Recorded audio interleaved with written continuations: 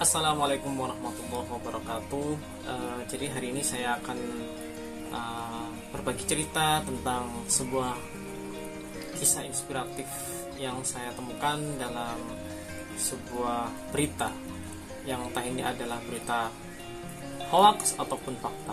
Tetapi yang terpenting adalah kita bisa mengambil hikmah atau nilai-nilai tauladan dari cerita ini. Jadi pada tahun 2013 di sini disebutkan bahwa cerita ini pada waktu tahun 2013 ya, ada sebuah kisah tentang nenek pencuri singkong. Jadi cerita ini berawal dari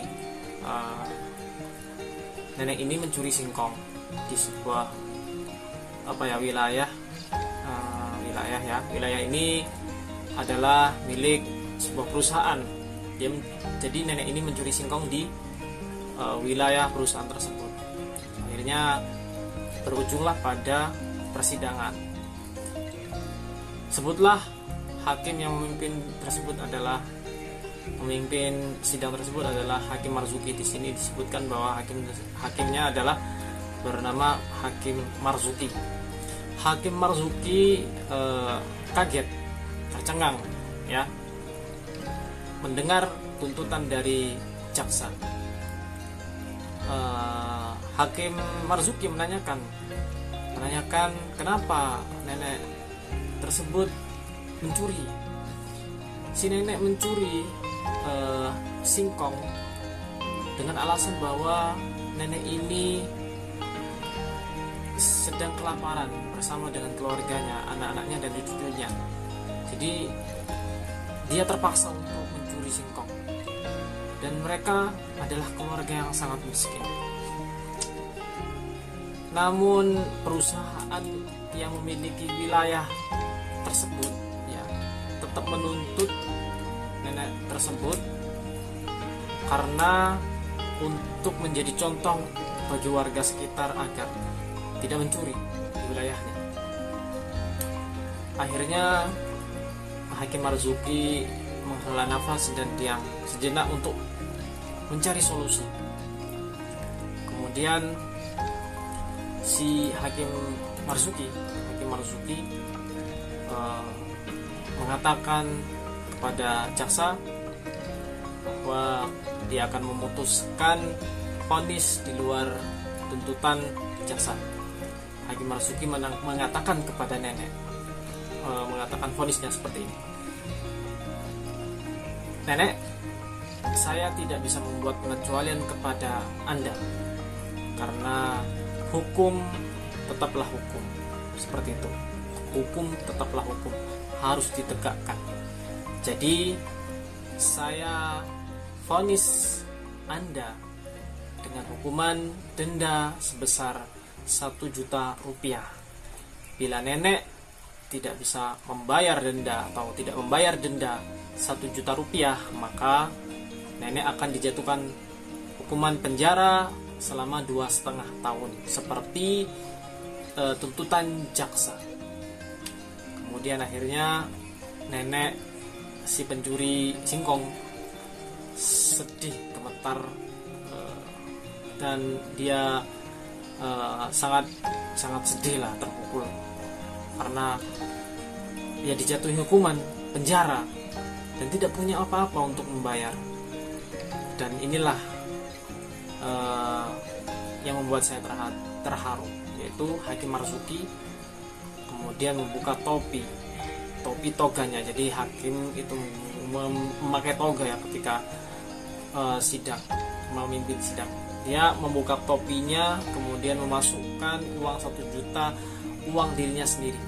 Jadi Hakim Marzuki mengambil uang dari dompetnya, memasukkan uang 1 juta, dan juga mengatakan kepada semua hadirin yang hadir pada waktu persidangan itu, para hadirin semuanya, saya atas nama pengadilan menjatuhkan juga denda pada setiap orang yang hadir di dalam pengadilan ini karena kalian menetap di kota ini dan membiarkan nenek ini kelaparan beserta keluarganya kelaparan, sehingga dia terpaksa mencuri singkong untuk dia makan bersama keluarganya.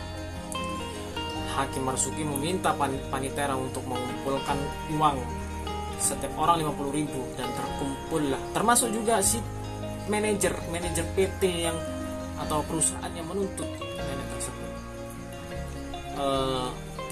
Dikumpulkan uang mereka para hadirin dan terkumpullah 3,5 juta. Akhirnya si nenek tersebut mampu membayar uang denda dan sisanya dibawa pulang. Dan Hakim Marzuki meninggalkan ruang sidang. Jadi teman-teman, kisah ini sangat inspiratif buat saya, karena ada tiga hal yang bisa saya ambil. Sebenarnya banyak yang bisa kita ambil. Ada 3 hal yang menurut saya menjadi nilai yang bisa kita ambil. Yang pertama, hukum atau peraturan memang harus tetap ditegakkan. Hukum atau peraturan adalah hukum atau peraturan itu sendiri. Namun tetap kemanusiaan menjadi lebih utama. Ya, hukum adalah hukum, peraturan adalah peraturan, tapi kemanusiaan tetap menjadi yang lebih utama. Dengan menggunakan hati nurani dan pemikiran yang bijak, kita bisa mengambil sebuah keputusan yang adil. Menurut saya seperti itu yang dilakukan oleh Hakim Marzuki. Terus yang kedua nilai yang bisa kita ambil dari cerita atau kisah ini atau berita ini adalah kita harus memperhatikan tetangga kita yang miskin atau kekurangan, atau orang-orang yang di sekitar kita yang kekurangan, karena dosa bagi kita yang mampu berbagi dengan mereka, tetapi kita membiarkan mereka, mentelantarkan mereka, sedangkan kita mampu untuk berbagi kepada mereka. Maka jangan salahkan kalau terjadi banyak pencurian, terjadi banyak tindakan kriminal, karena disebabkan kita kurang memperhatikan orang-orang yang kurang mampu di sekitar kita. Kita harus memperhatikan mereka, kita harus merawat mereka agar ya tidak terjadi hal-hal yang tidak kita inginkan, seperti itu.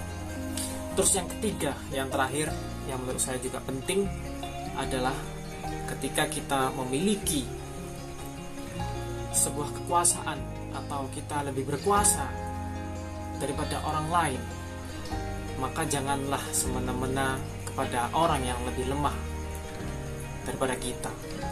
Kita harus melindungi mereka yang lebih lemah dari kita. Jangan seperti perusahaan atau manajer perusahaan yang